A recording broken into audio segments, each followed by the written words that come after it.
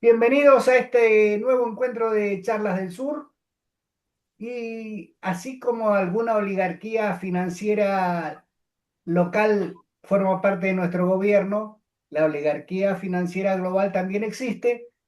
Entonces fuimos a buscar un economista, un amigo de la casa, compartimos grupo de WhatsApp, charlamos, discutimos y vamos a hablar con Ignacio Nacho Miranda, que es un economista graduado en la Universidad de Bordeaux, en Francia, que conoce de estas lides del mercado, del carry trade famoso. Pero yo siempre he creído, o al menos lo he leído, que la política está por encima de la economía. Yo no lo sé, eso tengo mis dudas últimamente. Nacho, buenas tardes y gracias por atendernos y por estar. Hola Gus, encantado de estar acá. Se agradece. Nacho, esta vuelta de la JP en aviones privados, JP Morgan, digo, ¿no? ¿Alguna vez pasó en este país o en algún otro lugar una Sí, muestra tan fuerte de colonialismo? a ver, nosotros en la década del 80 el endeudamiento era principalmente con los bancos y ahí no sé si te recordás que nuestra dependencia era particularmente con el Citi en ese momento, que de hecho, digamos, se tuvo que implementar el Plan Brady en la década del 90 justamente para sacarnos de la situación en la que estábamos con el endeudamiento bancario. Y como en Argentina repetimos la historia, parecería, digamos, que el epílogo de esta historia va a ser el mismo que el de la década del 80, ¿no? Eh, es complejo pagar lo que debemos, me parece, desde lo financiero me refiero, ¿no? No solo es complejo, sino que hasta el propio Fondo Monetario Internacional, una funcionaria que había dejado el cargo, mencionó en un informe, digamos, interno del fondo directamente que la deuda argentina es impagable, ¿no? Entonces, eh, esto nos presenta una situación difícil para los próximos años, en el sentido de que esta deuda desequilibra enormemente, digamos, nuestra balanza de pagos. Esto pone un tope a nuestra posibilidad de crecimiento y nos lleva a vivir en una situación de inestabilidad cambiaria permanente que hace imposible el ejercicio de cualquier tipo de democracia, porque es una democracia de alguna manera que está condicionada por recibir flujos financieros, que es un poco lo que de alguna manera es la consecuencia de todo esto, ¿no?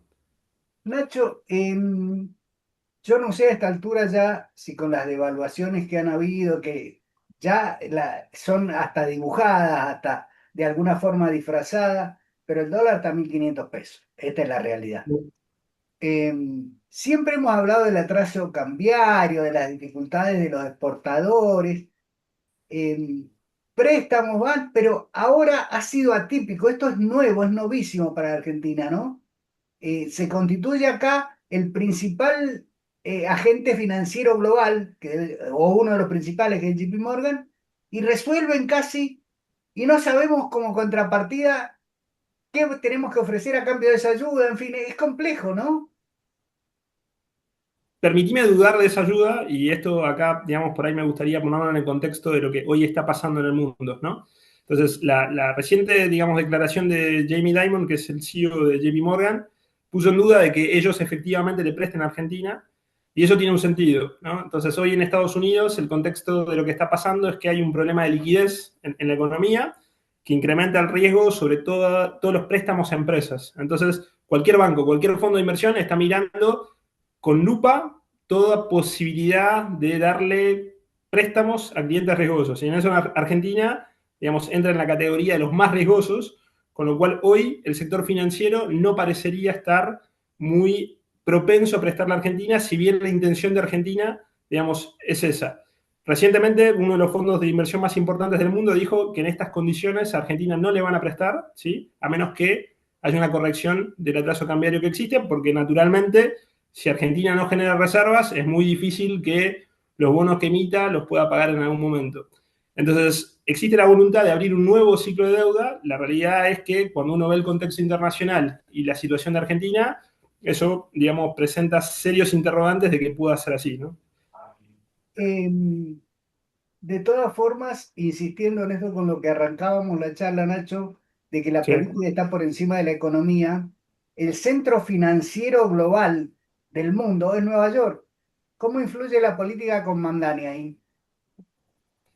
Eh, a ver, digamos, la situación es un muy buen punto lo que vos planteás por lo siguiente. O sea, este año arranca un año muy importante en Estados Unidos que tiene que ver con las elecciones intermedias, ¿no? Entonces, lo que pasó en la elección, digamos, de Nueva York y lo que pasó en la elección de los otros dos estados que elegían gobernador fue un anticipo de lo que puede llegar a suceder en esas elecciones intermedias. ¿Por qué es importante saber el contexto de las elecciones intermedias? Porque, digamos, resulta muy difícil pensar que, digamos, Trump pueda explicar a la opinión pública americana, una opinión pública americana que se muestra en cierto modo crítica, o por lo menos eso es lo que muestran las últimas elecciones, se ponga ahí a darle, digamos, préstamos muy cuantiosos a Argentina cuando hay un contexto de caída del poder adquisitivo del ciudadano común en los Estados Unidos. O sea, está Entonces gastando hoy, nuestra plata en Argentina y la necesitamos acá, dicen los norteamericanos. absolutamente, ¿te acordás en el año 2001, Gus, que había un secretario del Tesoro americano que se llamaba Paul O'Neill, que Sí. había dicho una frase muy célebre que él no veía por qué había que prestarle a Argentina el dinero del plomero americano, ¿no?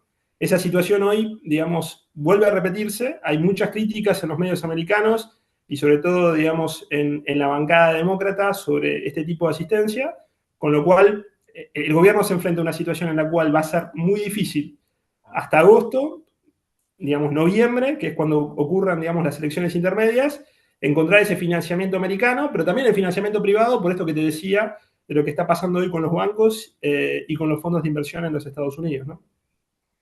Ahora, así como es difícil, porque nos fijan el riesgo país, nos indican que debemos.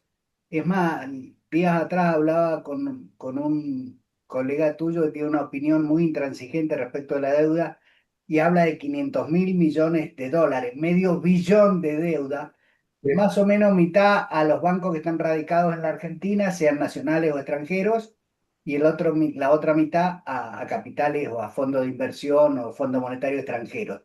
Yo no sé si esa cifra es cierta, pero realmente esto forma, desde lo político, forma y construye la intencionalidad del sometimiento de la colonia, de mantenernos sometidos para que no nos podamos desarrollar. Y finalmente, nunca vamos a poder pagar esto. Absolutamente. Hoy pensá que nosotros estamos, o se escucha en los medios, que va a haber un horizonte nuevo para Argentina a partir del 2030, cuando, digamos, el sector energético se desarrolle y, por lo tanto, digamos, el problema de restricción externa se suavice por el hecho de tener más exportaciones. La realidad es que, digamos, esas exportaciones, si se terminan concretando, se van a terminar yendo muy posiblemente por la canilla del pago de deuda y vamos a estar en la misma situación que la que estamos ahora, ¿no? De hecho, eso fue lo que nos pasó en la década del 80, Claro. donde, digamos, terminamos multiplicando nuestras exportaciones por 5 o 7, pero, digamos, las importaciones crecieron en mayor proporción, la deuda creció en mayor proporción y hoy tenemos los mismos problemas que teníamos hace 50 años, ¿no? Nacho, la posibilidad de vos pertenecés al sistema financiero, te movés en él, trabajás en él, y de repente me prestás plata a mí que soy amigo tuyo, y después te la renuevo, te Sí. entrego unos cheques, unos vales, etcétera, etcétera. Pero llega un momento que es tan grande que no te lo puedo pagar. ¿Qué pasa si no pagamos? Vamos a entrar en default. O sea, no sé si las palabras de Kirchner, creo que fueron, no vamos a pagar con el hambre del pueblo, se pueden hacer realidad, pero a ver, si nos matan, no van a cobrar. ¿O es una utopía lo que planteo? No, a ver, tradicionalmente se decía que, a ver, si existía un riesgo de default en Argentina, no tenía mucho impacto sobre el resto de la comunidad financiera internacional porque era un caso aislado y los flujos de Argentina no estaban conectados a los del resto del mundo. La realidad es que hoy nosotros representamos prácticamente el 40% del capital del Fondo Monetario Internacional. eh, en un momento, digamos, que no es el mismo del 2001 ni que es el mismo de la década del 90, ¿no? Hoy se está discutiendo el rol del Fondo Monetario Internacional en el mundo, si tiene sentido mantenerlo o no, ¿no? China, digamos, en la última cumbre que hubo con India y con Rusia, directamente cuestionaron lo que era el rol de, digamos, del Fondo Monetario Internacional. El propio Trump, digamos, planteó la posibilidad de cerrarlo directamente. De hecho, el caso de Argentina con este potencial préstamo de parte del Tesoro, sí, digamos, es una señal en el sentido de repensar las instituciones financieras internacionales. Eso por un lado, pero también por el otro lado, lo que sucede, digamos, con la deuda privada, ¿no? El caso de la deuda privada es menos acuciante para Argentina que el del fondo. Hoy nuestro principal deudor es el fondo, y en ese sentido, digamos, representa un riesgo para, digamos, los países socios del Fondo Monetario Internacional, un eventual default de Argentina. Eso es una realidad. Eh, Consecuencias de entrar en default. No vamos a tener acceso al crédito internacional. Bueno, no digamos que no es muy fluido el crédito al que accedemos hoy, ¿no? Consecuencias son varias. Digamos, la primera te diría, o sea, te puedo enumerar algunas. La primera tiene que ver con todos los préstamos que están vinculados al sistema financiero internacional multilateral, como por ejemplo todo lo que son los préstamos de la CAF, del Banco Interamericano de Desarrollo, del Banco Mundial, que más o menos representan, digamos, un 10% de las asignaciones presupuestarias del país, ¿no? O sea, tiene que ver con obras cloacales, obras públicas, planes sociales. Entonces ese sería, digamos, el primer impacto.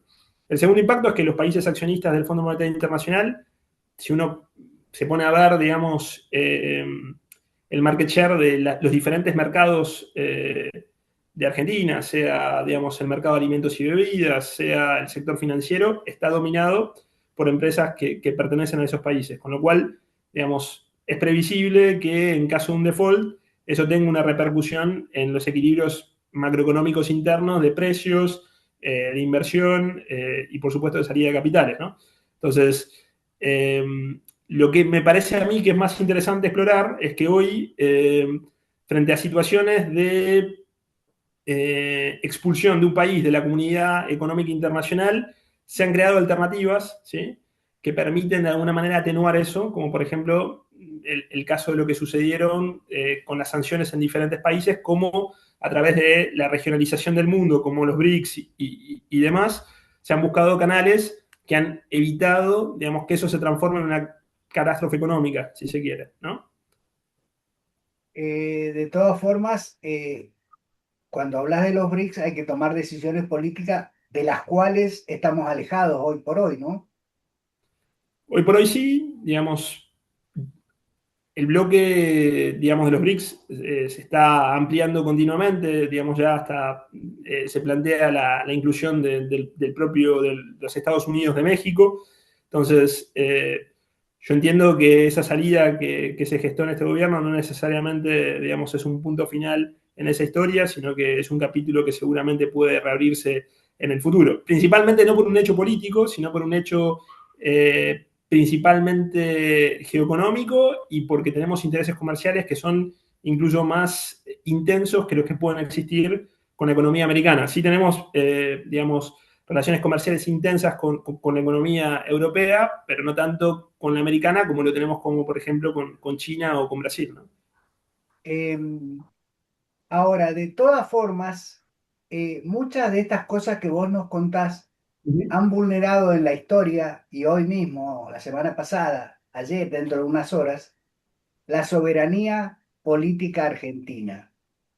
Si nosotros tomamos la decisión, al menos, ya que vienen por nuestros recursos naturales, llamarle agua, litio, cobre, lo que quieras, que le agreguemos valor para generar mano de obra, trabajo genuino en nuestro país, para lograr mitigar esta cuestión, porque si yo vengo, hago la inversión, me llevo el oro en lingote, ¿cuál es la gracia? Pero esto requiere una solución desde lo político y un convencimiento que primero estamos los argentinos y después vemos el resto. Yo creo que es político, pero también va a pasar por los hechos, y te explico por qué. Lo que está sucediendo, por ejemplo, en el mundo es que el precio del gas natural licuado, o sea, el gas que se exporta, digamos, va cayendo en valor, ¿sí?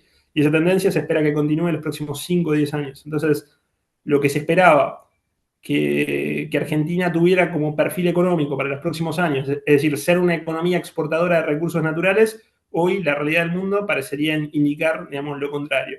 Entonces, vamos a tener un excedente de recursos muy grande, que va a haber que buscar, digamos, otro tipo de interés que no sea simplemente exportarlo en bruto. Entonces, eso va a plantear dos desafíos. Uno, la industrialización forzada, si se quiere, y dos, digamos, el estrechamiento de los lazos con países que potencialmente pueden ser compradores de esos recursos el caso directo de Brasil, ¿no? Entonces, no solo va a fortalecer la idea de industrialización, sino que va a fortalecer la idea de construcción o integración regional. En esto también tiene mucho que ver, citaste los BRICS, la Uh nueva -huh. ruta de la seda, el puerto de Chancay, todas estas cosas que nos van a pasar, nos están pasando ya, Brasil Absolutamente. incluido acá. ¿Cómo nos integramos a eso? Y en este proceso de integración, que es una melange de cuestiones financieras, de cuestiones políticas, ¿cómo ves que en este transcurrir del tiempo, de cara al futuro, con estos planteos que estamos teorizando, incluyendo el desfasaje político que tiene hoy el Imperio del Norte, ¿cómo ves que la puede llegar a pasar el pueblo argentino? Porque siempre los problemas los pagamos los mismos. Es un horizonte complicado, ¿sí? Donde por ahí te lo puedo dividir en dos etapas, si querés. Una etapa, digamos, que es lo que se presenta para el año próximo, donde, digamos, las reformas que hoy se están planteando, como por ejemplo la reforma laboral, van a tener efectos directos sobre lo que sería el salario registrado y también indirectamente sobre el salario no registrado.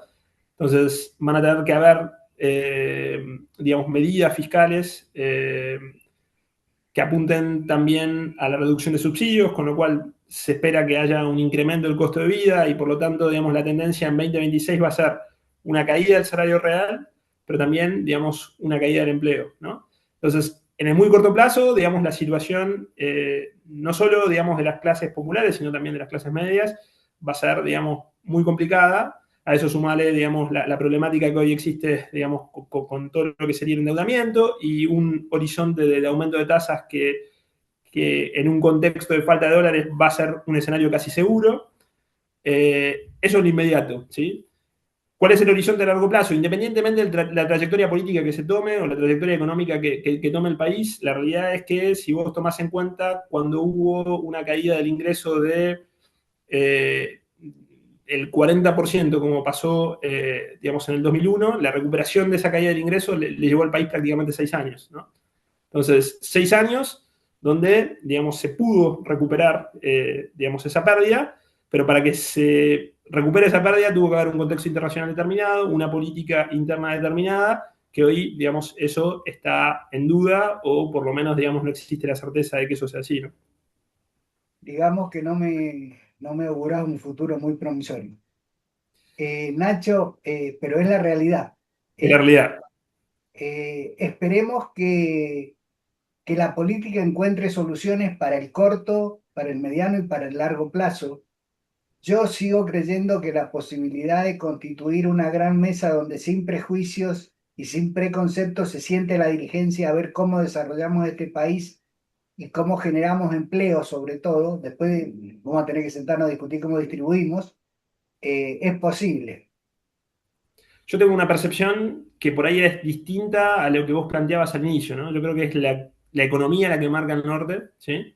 Pensar que, digamos, van a haber cambios que van a venir desde afuera, cambios que tienen que ver con el nuevo orden mundial, cambios que tienen que ver con el orden financiero global, cambios que tienen que ver con algo que yo hablo mucho, que es el fenómeno de desglobalización, que hace que de alguna manera las importaciones sean más caras que lo que eran los últimos 20, 30 años, que rompen de alguna manera el equilibrio interno, es decir, la ecuación sobre la cual estaba montada el costo de vida de los hogares acá en el país y que obliga inevitablemente a empresas y a hogares a repensar su situación y por lo tanto eso va a terminar afectando la política. Entonces, eso es un proceso largo, ¿sí? Pero irreversible, que inevitablemente va a terminar pasando. Eh, y es un poco el recorrido y la trayectoria que ha sucedido en los últimos 80 años, ¿no? Cada vez que ha habido un quiebre económico a nivel global, inevitablemente se ha traducido acá en Argentina en un cambio político, ¿no? Hoy estamos en ese quiebre e inevitablemente eso tendrá consecuencias, ¿no? Así como en el 1929 la crisis global determinó situaciones políticas con la revolución del 30 y todo eso, eh, Totalmente. es un buen ejemplo el que citás y espero que se aceleren los procesos, porque si bien los procesos sociales son más largos que la vida de cualquiera de nosotros, uno se pone ansioso. Nacho, agradecerte infinitamente el aporte y me encantaría tenerte más frecuentemente, así que te Dale, vamos a molestar más cuando seguido. quieras. Dale, dale, perfecto. Muchas gracias, Gus. Un Gracias, abrazo audiencia. grande. Hasta luego.